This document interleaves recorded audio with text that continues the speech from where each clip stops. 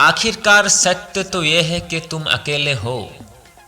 रास्ते में चाहे तुम्हें जो भी मिल जाए, लेकिन तुम अकेले ही हो। इस बात को जब तक तुम स्वीकार नहीं करोगे तब तक तुम सुख को नहीं जान सकते। और यह प्रकृति तुम्हें बार बार इस बात का याद दिलाता है कि तुम अकेले ही हो। तुम जरा सोचो इस बात को कि जब भी तुम परेशानी में होते हो, दुखी होते हो, मुश्किल में होते हो, फिर तुम किसी दोस्त या प्रेमिका को अपने साथ नहीं पाते। यही संदेश है प्रकृति का कि तुम अकेले ही हो। सत्य का तलाश भी तुम्हें अकेले ही करना है। तुम अपने नाम को छोड़ो, अपना परिचय को छोड़ो, फिर तुम पाओगे कि माँ बाप भी तुम्हारे नहीं है।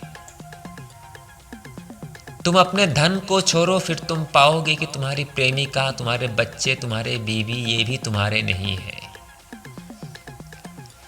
तुम अपने अच्छे व्यवहार को छोड़ो, फिर तुम पाओगे कि तुम्हारे दोस्त भी तुम्हारे अपने नहीं है। हर कोई तुम्हारे साथ इसलिए जुड़ा है क्योंकि तुम जुड़े हो।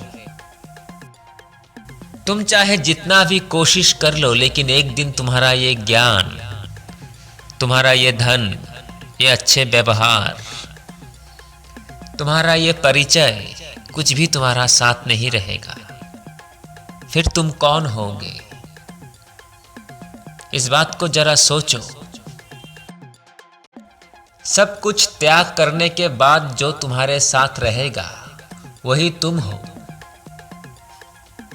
लेकिन तुम्हें लगता है कि तुम्हारी बिल्डिंगें, तुम्हारी गाड़ियां और तुम्हारे ज्ञान, ये सब कुछ ही तुम्हारा परिचय है। लेकिन तुम्हारे जाने के बाद तुम्हारे बिल्डिंगें, तुम्हारी गाड़ियां बिल्कुल भी अफसोस नहीं करेगी।